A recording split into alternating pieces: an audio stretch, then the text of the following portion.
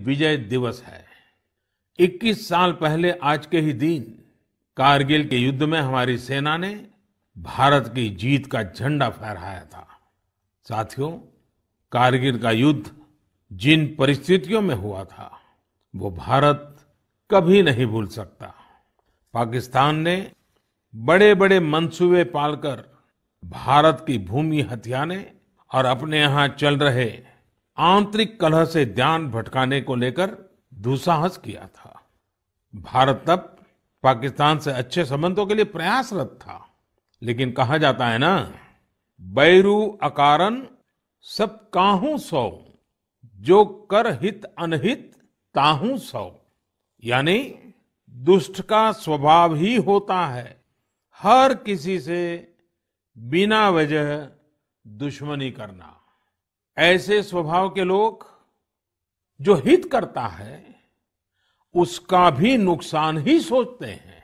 इसलिए भारत की मित्रता के जवाब में पाकिस्तान द्वारा पीठ में छुरा घोंपने की कोशिश हुई थी, लेकिन उसके बाद भारत की वीर सेना ने जो पराक्रम दिखाया, भारत ने अपनी जो ताकत दिखाई, उसे पूरी दुनिया ने देखा। आप कल्पना कर सकते हैं, ऊंचे पहाड़ों पर बैठा हुआ दुश्मन और नीचे से लड़ रही हमारी सेनाएं, हमारे वीर जवान। लेकिन जीत पहाड़ की ऊंचाई की नहीं, भारत की सेनाओं के ऊंचे हौसले और सच्ची वीरता की हुई। साथियों, उस समय मुझे भी करगिल जाने और हमारे जवानों की वीरता के दर्शन का सौभाग्य मिला। वो दिन मेरे जीवन के सबसे अनमोल क्षणों में से एक है। मैं देख रहा हूं कि आज देश भर में लोग कारगिल विजय को याद कर रहे हैं। सोशल मीडिया पर एक हैशटैग करेज इन करगिल के साथ लोग अपने वीरों को नमन कर रहे हैं। जो शहीद हुए हैं उन्हें श्रद्धांजलि दे रहे हैं। मैं आज सभी देशवासियों की तरफ से हमारे इन वीर जवानों के साथ साथ उन वीर माताओं को भी नमन करता हूं जिन्होंने मां भारती के सच्चे सपूतों को जन्म दिया। मेरा देश के नौजवानों से आग्रह है कि आज दिन भर कारगिल विजय से जुड़े हमारे जाबाजों की कहानियां, वीर माताओं के त्याग के बारे में एक दूसरे को बताएं, शेयर करें। मैं साथियों आपसे एक आग्रह करता हूं। आज एक वेबसाइट है www.gallantryawards.gov.in। आप उसको जरूर विजिट करें।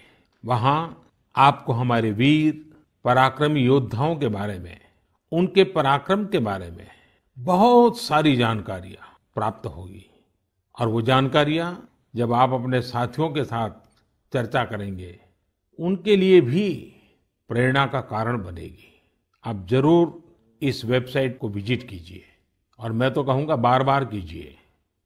साथियों, कारगिल युद्ध के समय अटल जी ने लाल किले से जो कहा था वो आज भी हम सभी के लिए बहुत प्रासंगिक है। अटल जी ने तब देश को गांधी जी के एक मंत्र की याद दिलाई थी। महात्मा गांधी का मंत्र था कि यदि किसी को कभी कोई दुविधा हो कि उसे क्या करना क्या न करना, तो उसे भारत के सबसे गरीब और असहाय व्यक्ति के बारे में सोचना चाहिए। उसे ये सोचना चाहिए कि जो वो करने जा रहा है उससे उस व्यक्ति की भलाई होगी या नहीं होगी। गांधी जी के इस विचार से आगे बढ़कर अटल जी ने कहा था कि करगिल युद्ध ने हमें एक दूसरा मंत्र दिया है। ये मंत्र था, कोई महत्वपूर्ण निर्णय लेने से पहले हम ये सोचें कि क्या हमारा ये कदम उस सैनिक के सम्मान के अनुरूप है जिसने उन दुर्गम पहाड़ियों में अपने प्राणों की आहुति दी थी।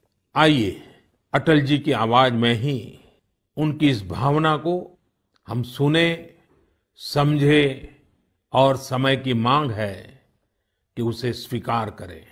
हम सभी को याद है कि गांधी जी ने हमें एक मंत्र दिया था। उन्होंने कहा था कि यदि कोई दुविधा हो कि तुम्हें क्या करना है, तो तुम भारत के उस सबसे असहाय व्यक्ति के बारे में सोचो और स्वयं से पूछो कि क्या तुम जो करने जा रहे हो उससे उस व्यक्ति की भलाई होगी। कारगिल ने हमें दूसरा मंत्र दिया है, कोई महत्वपूर्ण निर्णय लेने से पहले हम ये सोचें कि क्या हमारा ये कदम उस सैनिक के सम्मान के अनुरूप है जिसने उन दुर्गम पहाड़ियों में अपने प्राणों की आहुति दी थी। साथियों, युद्ध की परिस्थिति में हम जो बात कहते हैं, करते हैं, उसका सीमा पर डटे सैनिक के मनोबल पर, उसके परिवार के मनोबल पर बहुत गहरा असर पड़ता है।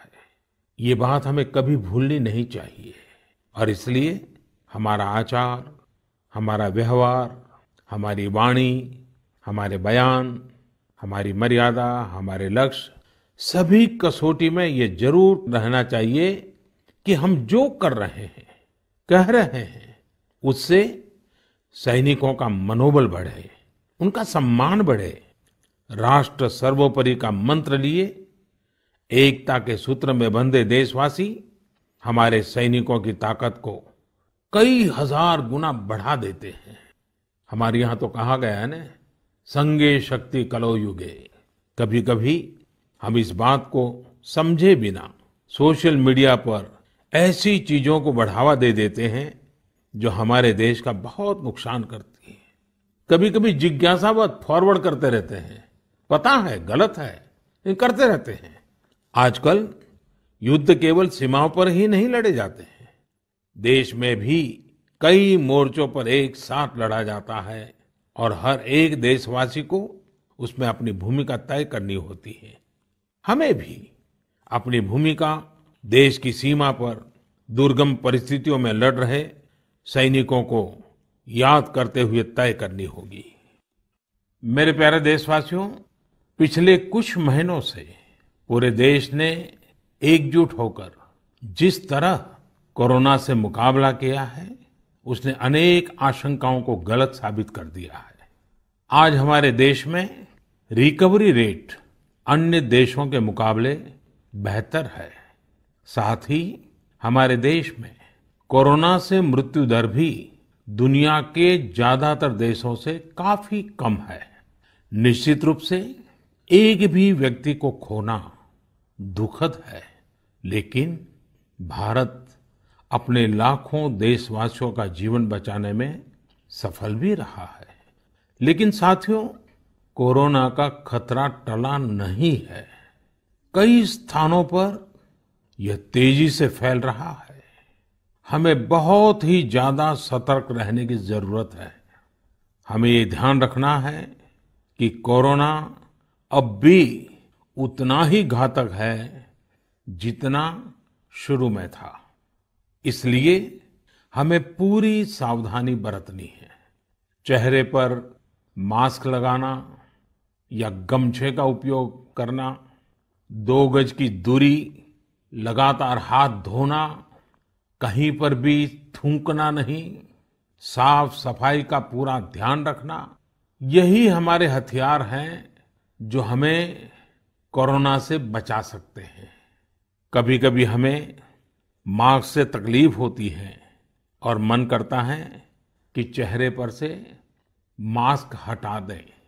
बातचीत करना शुरू करते हैं, जब मास्क की जरूरत होती है ज्यादा, उसी समय मास्क हटा देते हैं। ऐसे समय मैं आपसे आग्रह करूंगा, जब भी आपको मास्क के कारण परेशानी फील होती हो, मन करता हो उतार देना है, तो पल भर के लिए उन डॉक्टर्स का स्मरण कीजिए, उन नर्सों का स्मरण कीजिए, हमारे उन कोरोना वॉरियर्स का स्मरण कीजिए। आप देखिए, वो मास्क पहन करके घंटों तक लगातार हम सबके जीवन को बचाने के लिए जुटे रहते हैं। 8-8, 10-10 घंटे तक मास्क पहने रखते हैं। क्या उनको तकलीफ नहीं होती होगी? थोड़ा सा उनका स्मरण कीजिए, आपको भी लगेगा कि हमें एक नागरिक के नाते इसमें जरा भी कोताही न बरतनी है, न किसी को बरतने देनी है। एक तरफ हमें कोरोना के खिलाफ लड़ाई को पूरी सजगता और सतर्कता के साथ लड़ना है, तो दूसरी ओर कठोर मेहनत से व्यवसाय, नौकरी, पढ़ाई, जो भी कर्तव्य हम निभाते हैं उसमें गति लानी है, उसको भी नई ऊंचाई पर ले जाना है। साथियों, कोरोना काल में तो हमारे ग्रामीण क्षेत्रों ने पूरे देश को दिशा दिखाई है। गांवों से स्थानीय नागरिकों के, ग्राम पंचायतों के अनेक अच्छे प्रयास लगातार सामने आ रहे हैं। जम्मू में एक गांव त्रेवा ग्राम पंचायत है। वहां की सरपंच हैं बलबीर कौर जी। मुझे बताया गया कि बलबीर कौर जी ने अपनी पंचायत में 30 बेड का एक क्वारंटाइन सेंटर बनवाया। पंचायत आने वाले रास्तों पर पानी की व्यवस्था की, लोगों को हाथ धोने में कोई दिक्कत ना हो इसका इंतजाम करवाया।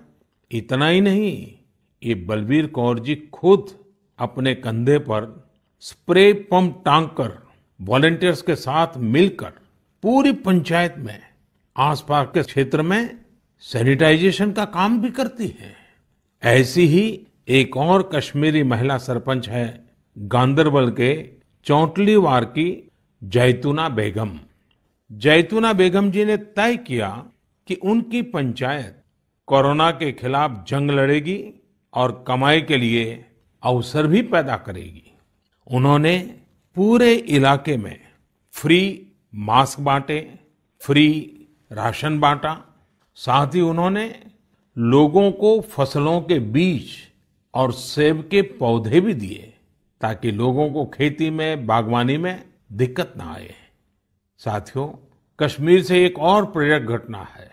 यहाँ अनंतनाग में म्युनिसिपल प्रेसिडेंट है श्रीमान मोहम्मद इकबाल। उन्हें अपने इलाके में सैनिटाइजेशन के लिए स्प्रेयर की जरूरत थी। उन्होंने जानकारी जुटाई तो पता चला कि मशीन दूसरे शहर से लानी पड़ेगी और कीमत भी होगी 6 लाख रुपए। तो श्रीमान इकबाल जी ने खुद ही प्रयास करके अपने आप स्प्रेयर मशीन बना ली और वो भी केवल 50,000 रुपये में। ऐसे कितने ही और उदाहरण हैं। पूरे देश में कोने कोने में ऐसी कई प्रेरक घटनाएं रोज सामने आती हैं। ये सभी अभिनंदन के अधिकारी हैं।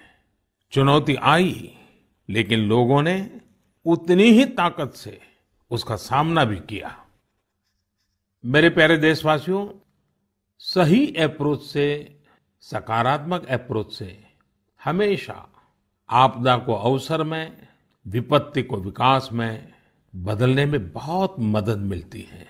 अभी हम कोरोना के समय भी देख रहे हैं कि कैसे हमारे देश के युवाओं, महिलाओं ने अपने टैलेंट और स्किल के दम पर कुछ नए प्रयोग शुरू किए हैं। बिहार में कई वुमेन सेल्फ हेल्प ग्रुप्स ने मधुबनी पेंटिंग वाले मास्क बनाना शुरू किया है और देखते ही देखते ये खूब पॉपुलर हो गए। ये मधुबनी मास्क एक तरह से अपनी परंपरा का प्रचार तो करते ही हैं, लोगों को स्वास्थ्य के साथ रोजगारी भी दे रहे हैं। आप जानते ही हैं, नॉर्थ ईस्ट में बैम्बू यानी बांस कितनी बड़ी मात्रा में होता है। अब इसी बांस से त्रिपुरा, मणिपुर, असम के कारीगरों ने हाई क्वालिटी की पानी की बोतल और टिफिन बॉक्स बनाना शुरू किया है बाम्बू से। आप अगर इनकी क्वालिटी देखेंगे तो भरोसा नहीं होगा कि बांस की बोतलें भी इतनी शानदार हो सकती हैं और फिर ये बोतलें इको फ्रेंडली भी हैं। इन्हें जब बनाते हैं तो बांस को पहले नीम और दूसरे औषधीय पौधों के साथ उबाला जाता है। इससे इनमें औषधीय गुण भी आते हैं। छोटे छोटे स्थानीय प्रोडक्ट से कैसे बड़ी सफलता मिलती है, इसका एक उदाहरण झारखंड से भी मिलता है। झारखंड के बिशुनपुर में इन दिनों 30 से ज्यादा समूह मिलकर के लेमन ग्रास की खेती कर रहे हैं। लेमन ग्रास 4 महीनों में तैयार हो जाती है और उसका तेल बाजार में अच्छे दामों में बिकता है। इसकी आजकल काफी मांग भी है।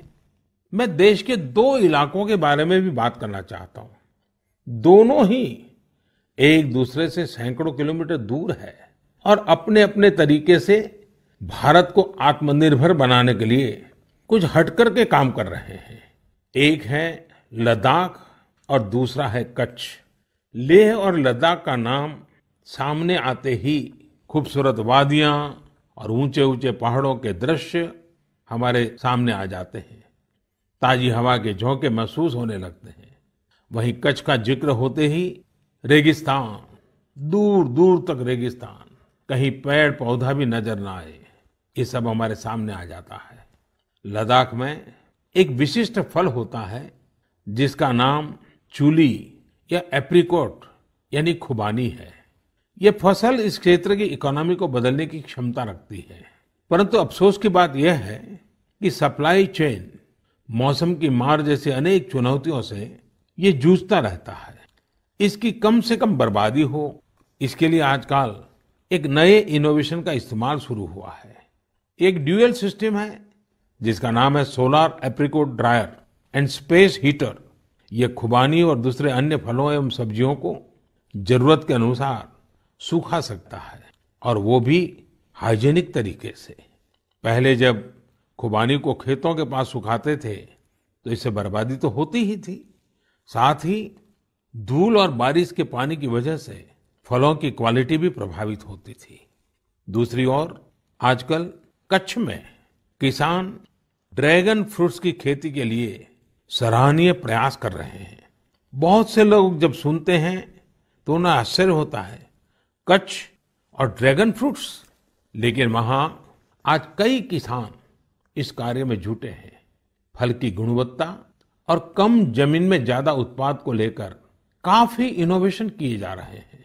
मुझे बताया गया है कि ड्रैगन फ्रूट्स की लोकप्रियता लगातार बढ़ रही है, विशेषकर नाश्ते में इस्तेमाल काफी बढ़ा है। कच्छ के किसानों का संकल्प है कि देश को ड्रैगन फ्रूट्स का आयात न करना पड़े। यही तो आत्मनिर्भरता की बात है।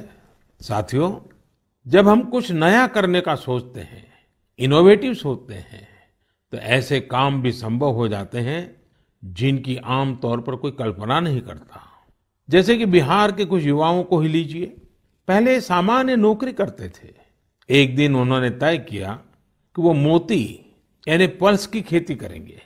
उनके क्षेत्र में लोगों को इस बारे में बहुत पता नहीं था, लेकिन इन लोगों ने पहले सारी जानकारी जुटाई, जयपुर और भुवनेश्वर जाकर ट्रेनिंग ली और अपने गांव में ही मोती की खेती शुरू कर दी। आज ये स्वयं तो इससे काफी कमाई कर ही रहे हैं। उन्होंने मुजफ्फरपुर, बेगूसराय और पटना में अन्य राज्यों से लौटे प्रवासी मजदूरों को इसकी ट्रेनिंग देनी भी शुरू कर दी है। कितने ही लोगों के लिए इससे आत्मनिर्भरता के रास्ते खुल गए हैं। साथियों, अभी कुछ दिन बाद रक्षाबंधन का पावन पर्व आ रहा है।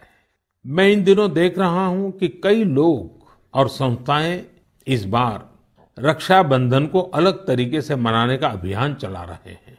कई लोग इसे वोकल फॉर लोकल से भी जोड़ रहे हैं, और बात भी सही है।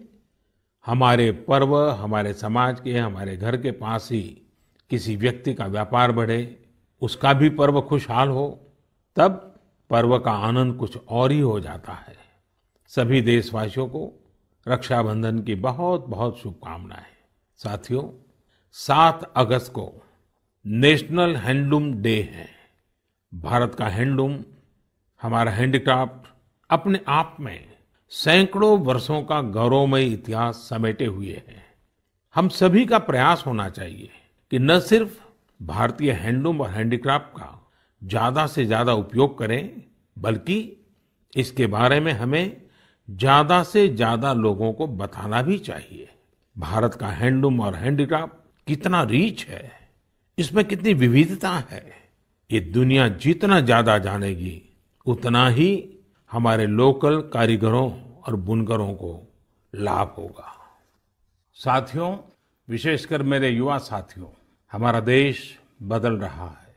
कैसे बदल रहा है, कितनी तेजी से बदल रहा है, कैसे कैसे क्षेत्रों में बदल रहा है। एक सकारात्मक सोच के साथ अगर निगाह डालें तो हम खुद अचंभित रह जाएंगे। एक समय था जब खेलकूद से लेकर के अन्य सेक्टर्स में अधिकतर लोग या तो बड़े बड़े शहरों से होते थे या बड़े बड़े परिवार से या फिर नामी गिरामी स्कूल या कॉलेज से होते थे। अब देश बदल रहा है।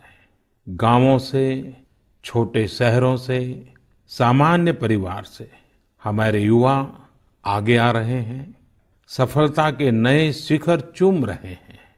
ये लोग संकटों के बीच भी नए नए सपने संजोते हुए आगे बढ़ रहे हैं। कुछ ऐसा ही हमें अभी हाल ही में जो बोर्ड एग्जाम्स के रिजल्ट आए उसमें भी दिखता है। आज मन की बात में हम कुछ ऐसे ही प्रतिभाशाली बेटे बेटियों से बात करते हैं। ऐसी ही एक प्रतिभाशाली बेटी है कृतिका नांदल। कृतिका जी हरियाणा में पानीपत से हैं। हेलो कृतिका जी, नमस्ते।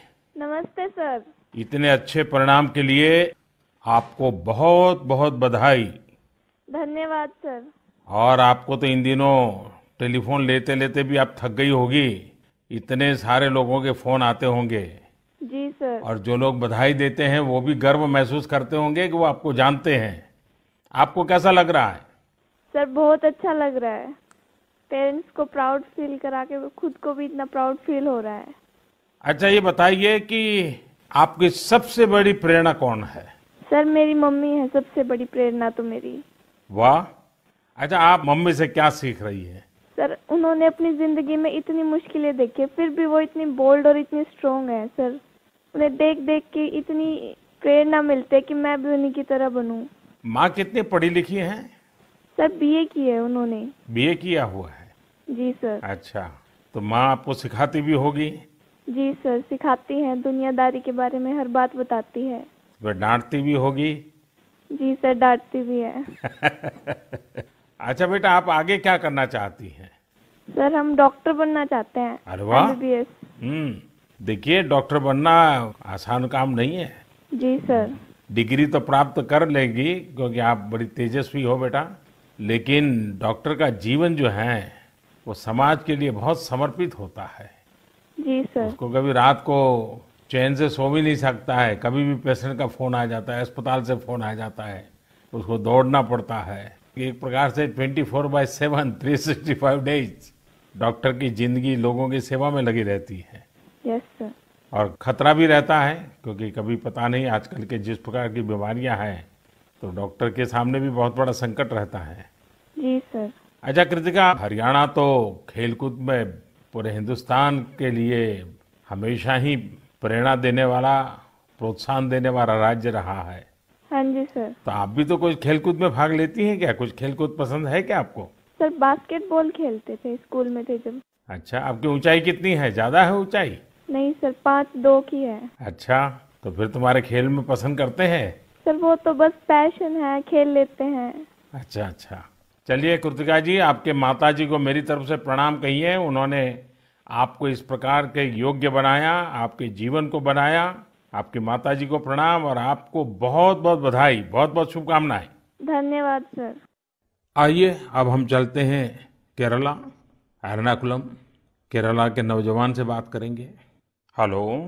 हेलो सर, नमस्कार। So Vinayak, congratulations. Thank you sir. शाबाश विनायक, शाबाश। Thank to you how is the josh? Hi sir.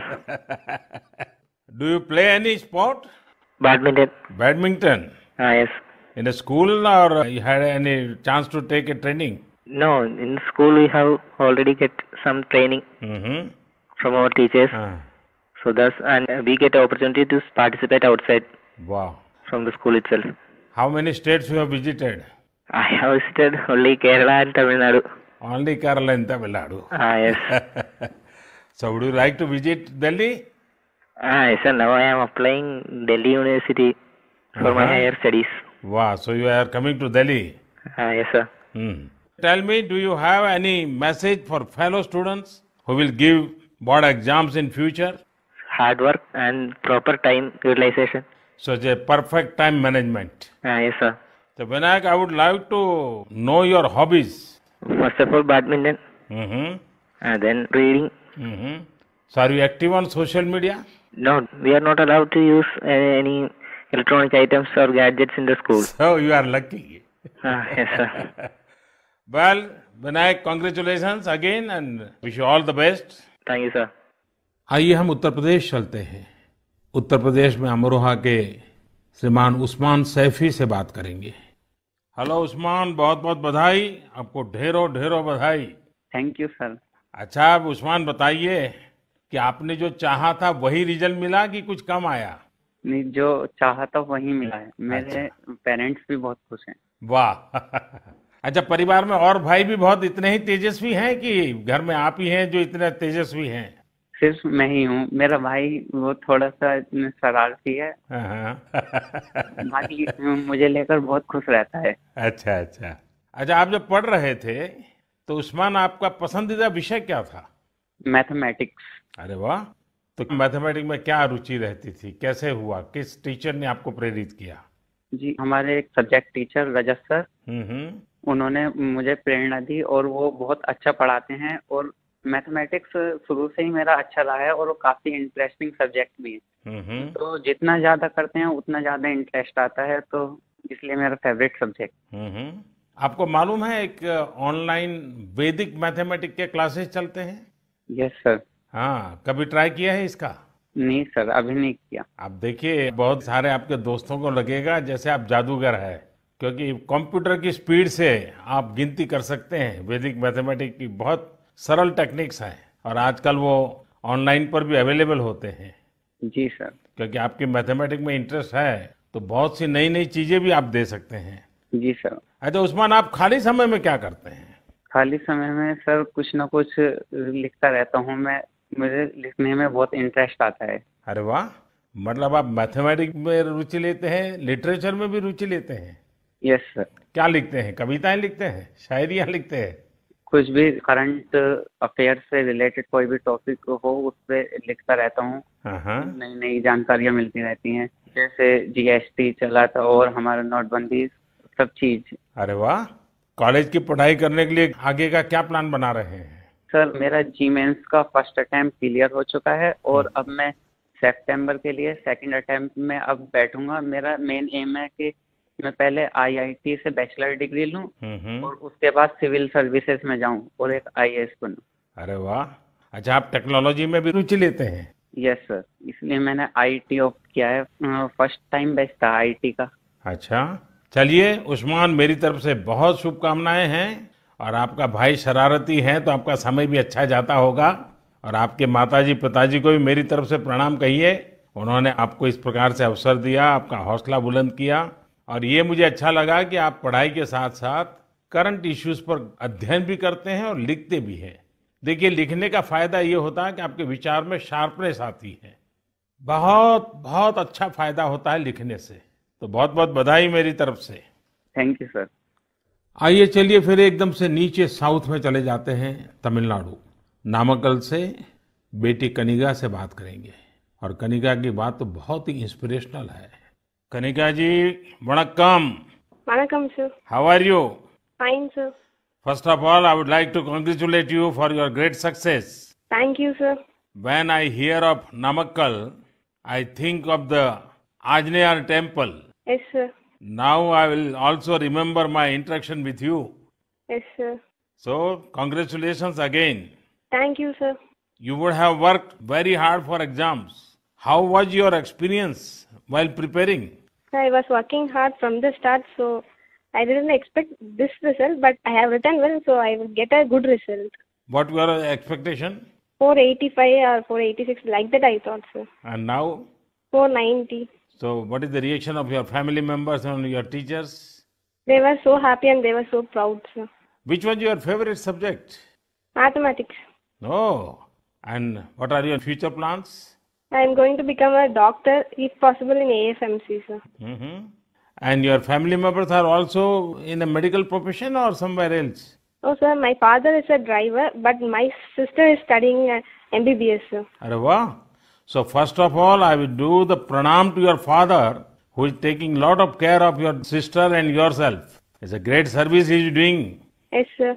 And it's an inspiration for all. Yes, sir. So my congratulations to you, your sister and your father and your family. Thank you, sir. साथियों, ऐसे और भी कितने युवा दोस्त हैं, कठिन परिस्थितियों में भी जिनके हौसले की, जिनकी सफलता की कहानियां हमें प्रेरित करती हैं।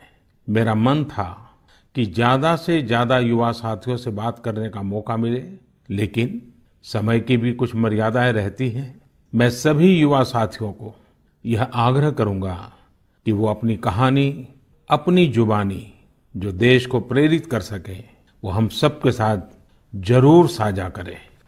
मेरे प्यारे देशवासियों, 7 समंदर पार भारत से हजारों मील दूर एक छोटा सा देश है जिसका नाम है सूरीनाम। भारत के सूरीनाम के साथ बहुत ही करीबी संबंध है। 100 साल से भी ज्यादा समय पहले भारत से लोग वहां गए और उसे ही अपना घर बना लिया। आज चौथी, 5वीं पीढ़ी वहां पर है। आज सूरीनाम में 1/4 से अधिक लोग भारतीय मूल के हैं। क्या आप जानते हैं, वहां की आम भाषाओं में से एक सरनामी भी भोजपुरी की ही एक बोली है।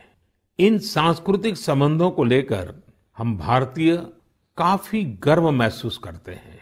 हाल ही में श्री चंद्रिका प्रसाद संतोखी सूरीनाम के नए राष्ट्रपति बने हैं। वे भारत के मित्र हैं और उन्होंने साल 2018 में आयोजित person of Indian origin PIO parliamentary conference में भी हिस्सा लिया था। श्री चंद्रिका प्रसाद संतोखी जी ने शपथ की शुरुआत वेद मंत्रों के साथ की। वे संस्कृत में बोले, उन्होंने वेदों का उल्लेख किया और ओम शांति शांति शांति के साथ अपनी शपथ पूर्ण करी। अपने हाथ में वेद लेकर वे बोले, मैं चंद्रिका प्रसाद संतोखी। और आगे उन्होंने शपथ में क्या कहा, उन्होंने वेद का ही एक मंत्र का उच्चारण किया। उन्होंने कहा, ओम अग्ने व्रतपते व्रतम चरिष्यामि तच्छकेयम तन्मे रद्यताम इदमहम नुतात सत्यमुपैमि। यानी, हे अग्नि, संकल्प के देवता, मैं एक प्रतिज्ञा कर रहा हूं, मुझे इसके लिए शक्ति और सामर्थ्य प्रदान करें। मुझे असत्य से दूर रहने और सत्य की ओर जाने का आशीर्वाद प्रदान करें। सच में यह हम सभी के लिए गौरवान्वित होने वाली बात है। मैं श्री चंद्रिका प्रसाद संतोखी को बधाई देता हूं और अपने राष्ट्र की सेवा करने के लिए 130 करोड़ भारतीयों की ओर से उन्हें शुभकामनाएं देता हूं। मेरे प्यारे देशवासियों, इस समय बारिश का मौसम भी है। पिछली बार भी मैंने आपसे कहा था कि बरसात में गंदगी और उनसे होने वाली बीमारियों का खतरा बढ़ जाता है, अस्पतालों में भीड़ भी बढ़ जाती है। इसलिए आप साफ सफाई पर बहुत ज्यादा ध्यान दें। इम्यूनिटी बढ़ाने वाली चीजें, आयुर्वेदिक काढ़ा वगैरह लेते रहें। कोरोना संक्रमण के समय में हम अन्य बीमारियों से दूर रहें, हमें अस्पताल के चक्कर न लगाने पड़े, इसका पूरा ख्याल रखना होगा। साथियों, बारिश के मौसम में देश का एक बड़ा हिस्सा बाढ़ से भी जूझ रहा है।